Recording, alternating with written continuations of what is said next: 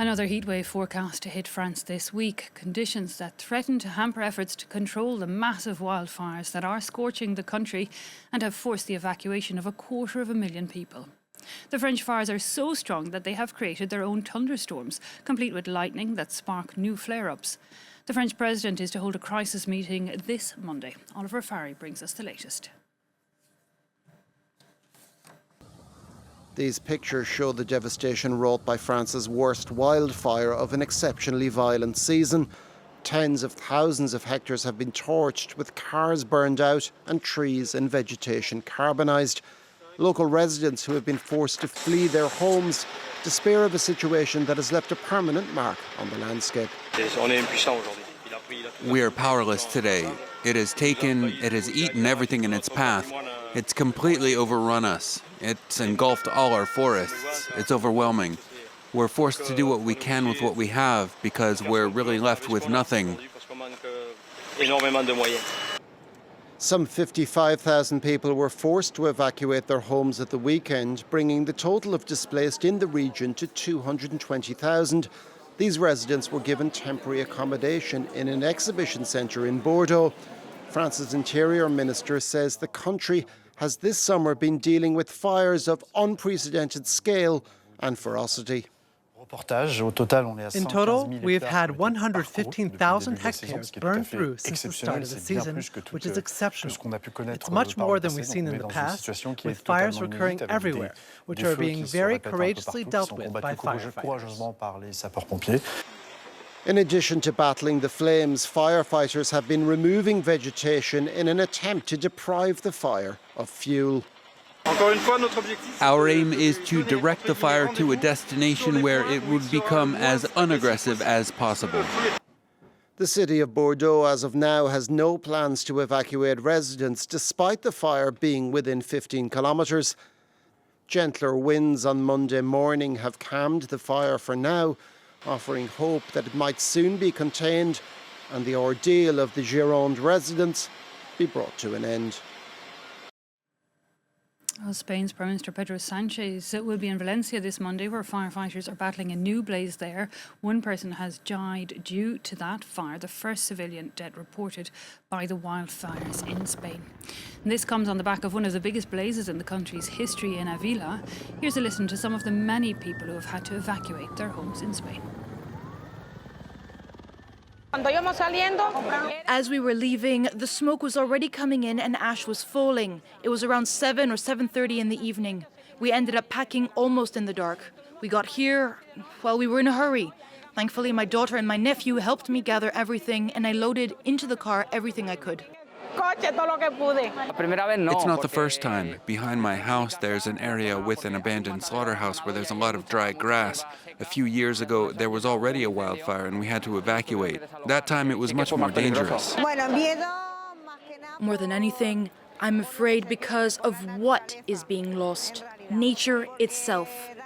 Material damage is one thing, but that can be repaired, so to speak. What really hurts is the emotional loss. Well, climate change, which has brought successive heat waves and a lack of rain, has added fuel to the fires that are raging across parched grass and woodlands, with huge amounts of CO2 released and land left blackened. The question is what to do now once these wildfires are extinguished to repair and ultimately protect land going forward. Well, to get more insight on it all, we're joined now by management expert at the World Fire and Climate Resilience Initiative at the European Forest Institute, Mr. Alexander Held. Thanks so much for your time.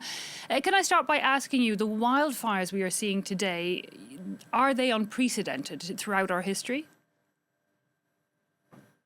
Well, we tend always, every summer when we have a disaster fire or several disaster fires, we tend to classify them as unprecedented and surprise.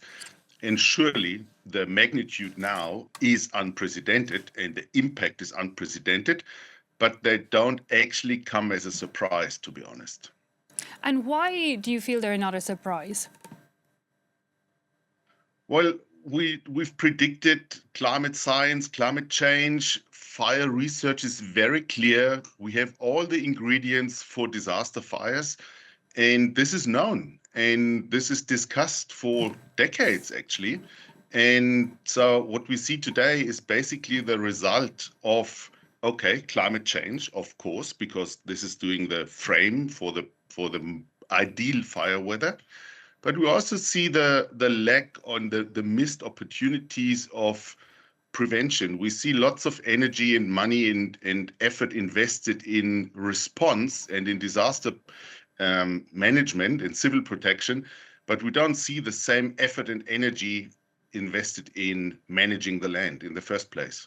And give me an example of how we could better manage the land. And you know, I know the task ahead might be different given just how much of land has been blackened now, but how could we plan better to have land that is more resilient to this wildfire situation?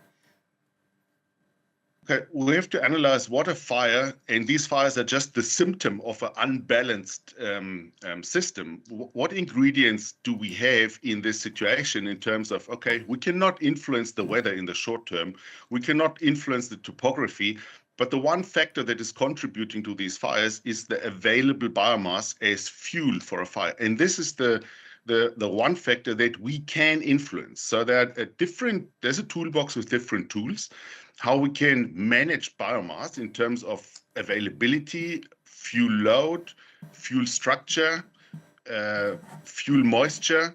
What type of forests do we have in the landscape? How do we do our agriculture? How is that influencing, the bigger picture of water storage capacity? This goes far beyond fire. So we actually have to look beyond the flame and really address forest and landscape resilience. And that at least we can do something to make these fires a little bit more controllable. And most of all, prepare the landscape that the firefighters that are risking their lives now, and we're expecting for them to do the impossible, we empower them a little bit better to deal with fires that maybe don't reach that kind of intensity if we do our homework with an equivalent budget and energy for prevention than suppression. Yeah, prevention always better than cure. But I'm struggling to understand because the biomass, the forest, the like greenery we have, we need that. How do we limit, a fire being able to ravage, what we needed to have more greenery all around us? Surely the more forests we have, the better we off are at fending climate change. Absolutely. Forests are one of I call it the Swiss Army knife in climate change, because they do so much good for us in the ecosystem services of forests we need urgently. The big question is, what type of forest?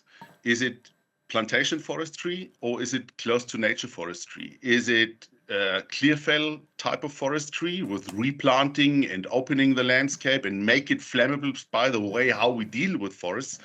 Or is it creating a forest microclimate with more water, less temperature, more humidity? So it's really the question how we manage our forests. What is our strategy in terms of creating a forest that is fit for the future? And we see across Europe so-called exemplary forest enterprises that manage their forests close to nature in a way of continuous cover forestry that, surprising, are not so much affected by the drought, by fires, by bark beetle, by storm. So we have living proof that there are models out there that are really working for us. And it's a balance, and we never know how far this will take us in that resilience, but it will surely buy us weeks and months of time before the biomass is turning from biomass into fuel for a fire. Oh, it's really interesting. So it's literally about picking the plants that work together to create their own kind of little mini ecosystem, if you like. The little things are awfully important. We talk about global phenomena like climate change, but they begin in front of our doorstep. So how do we manage our landscape right there in my garden, in my forest, in my farm? How do I contribute to water storage and water cycles? How do I treat my soil? Is my soil an active soil that is capable of storing water and carrying plant life? Or am I actually improving the fire situation, the fire weather, because the way I treat my landscape is is emphasizing and basically aligning with these fire weather conditions.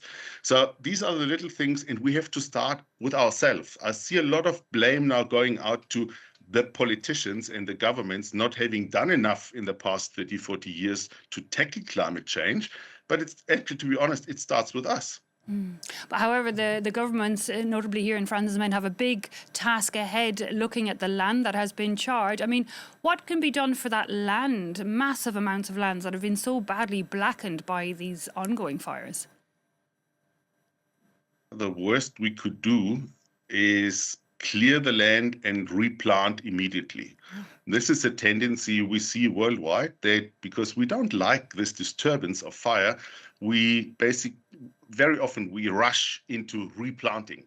I think this is now very intense. The soil is definitely seriously affected. Microorganisms in the soil are seriously affected. So replanting in the first place won't work. So we need good analysis what these fires did to the soil, what type of vegetation will come back by nature, and how do we support it in the best possible way that we can maybe speed up that process a little bit, because if we just leave it to nature, this will take a long time, and I'm afraid we as the human race don't have that much time. The opportunity now, if you wish, it sounds very strange in a situation like this, but it's also an opportunity maybe to shift our vision and strategy from forestry plantations to a system that really deserves the name forest. And of course, I was reading in Our World in Data that, globally we have lost a third of our forests since the Ice Age, but half of that loss we have actually carried out within the last century. When it comes to deforestation, do you think we have hit a turning point and that people are starting to realise the value of the forests and invest in them?